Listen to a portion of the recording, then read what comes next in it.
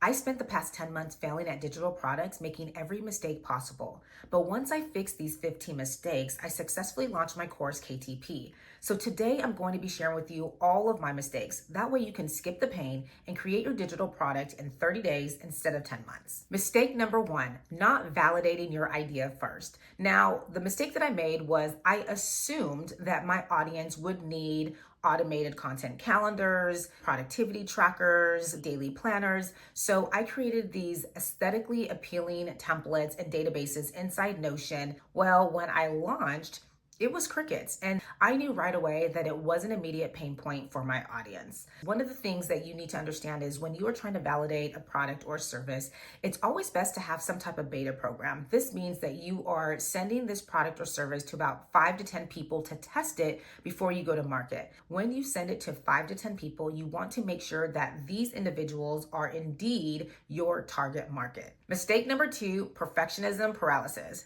So once I knew exactly what I wanted to do, I went and started to create it. Well, here's the thing.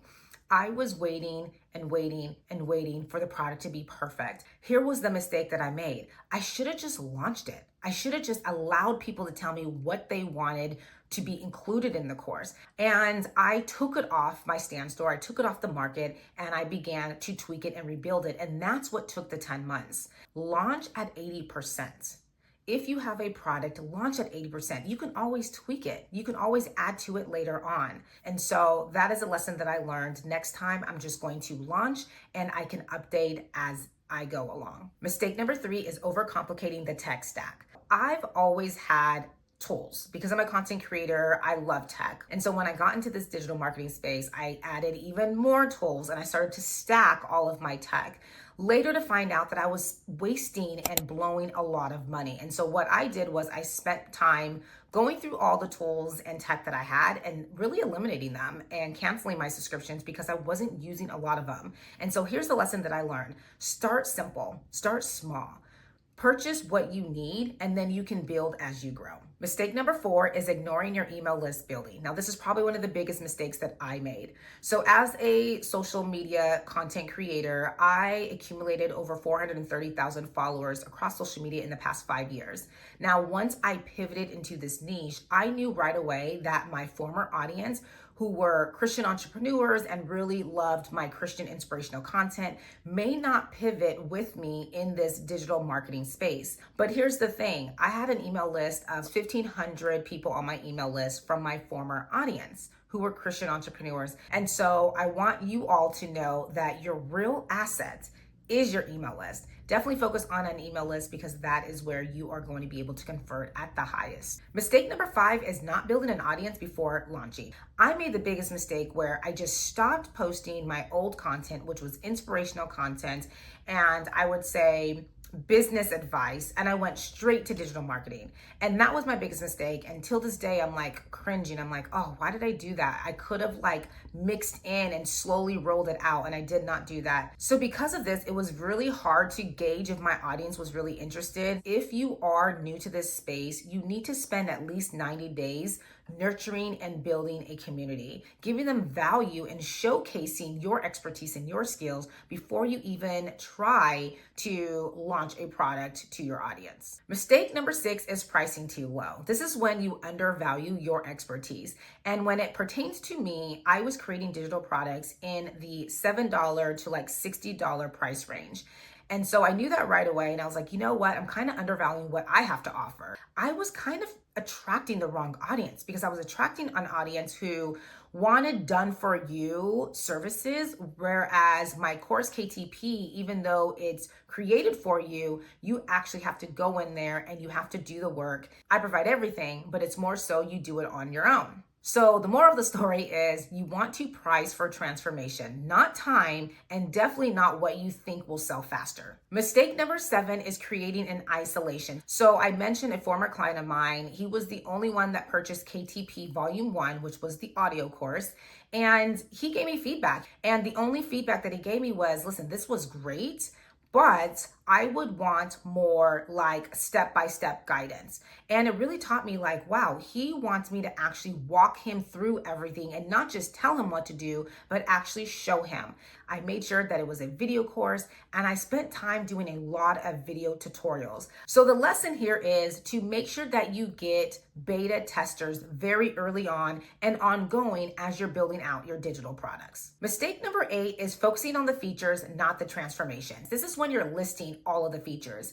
You have 12 modules, it comes with 10 worksheets, it comes with 5 databases. Now, it's okay to share the features, but it's more importantly to show the results, the end results. You want to show them where you're taking them on this journey from point A to point B. And so it's your job to sell them the destination, not the plane. By the end of this course, you're going to learn how to confidently create, price, and package your digital product to sell. Mistake number 9 was not having a clear audience. I think when I first got into this space, I was speaking to all entrepreneurs and I wasn't very specific.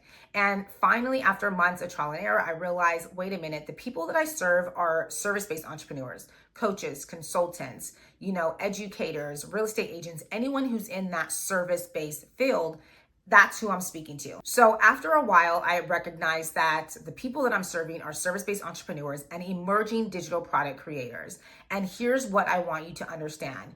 You're going to need to scale down in order to blow up. So mistake number 10 is skipping the beta test phase. It's very important that you get feedback. Now, I went always from creation to launch, and that's the worst thing that you can do. I look back when I wrote my children's book, when I wrote my other books, all of my books, actually, to be quite honest, I've always gotten feedback.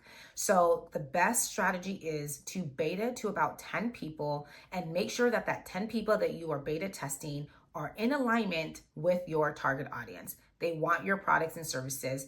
You're speaking to your core audience through them, okay? And that way you're going to get the best feedback possible. So mistake number 11 is poor launch pre-sequence planning. The first time that I launched, I went from creation to launch. And I thought, you know what? I have an audience. I'm just going to create social media posts about it. I'm going to send out email campaigns.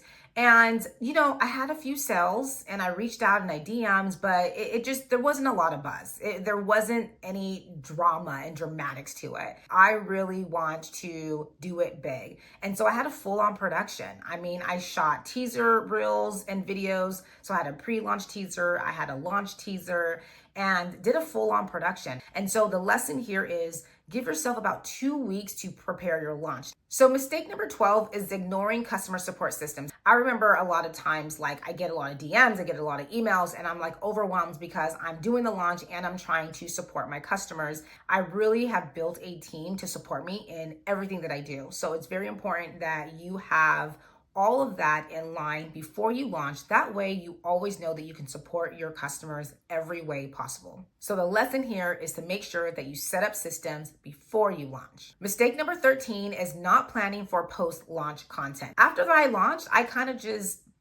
left it at that, right? I launch, okay, great. I'm done. Yay, me, that type of thing. And that is not the right way to do this. You still need to be promoting your product. You still need to be showcasing your skills and what you offer to your community. So it's very important that you plan out post-launch content for at least 30 days after your launch. You're still sending out email campaigns. You're still sharing wins from your community. Any students who have purchased your product, you're getting testimonials from them, you're sharing their stories of transformation, and you're still offering value to your audience. This is very important. So mistake number 14 is forgetting about community building. When I do my coaching services and consulting, I have a community in Discord. I've had it for years, but after creating KTP and seeing what other digital marketers do, having some type of community, I realized this is a very important piece of your selling point. You're not just going to be left to dry after you purchase my course. You're going to be able to immerse yourself inside my community. You're going to have access to bi-weekly Q&A calls. And with an upgrade, you can have mentorship, which is during office hours, during a certain time frame during the week. So I really learned to include this because it's very important. You got to think about it this way.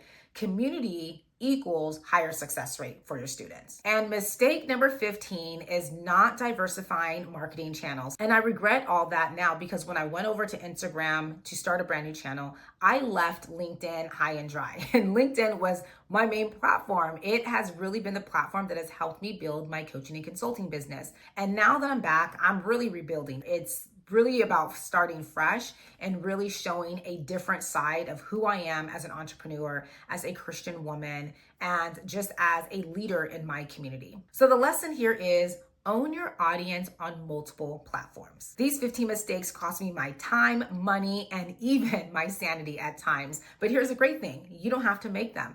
If you're ready to create your digital product the right way, I would highly recommend KTP as the way to go. The link is inside my description, or if you want to continue to learn from me for our weekly dose of digital product creation and business automation success strategies, be sure to hit that subscribe button. I'll see you in the next one.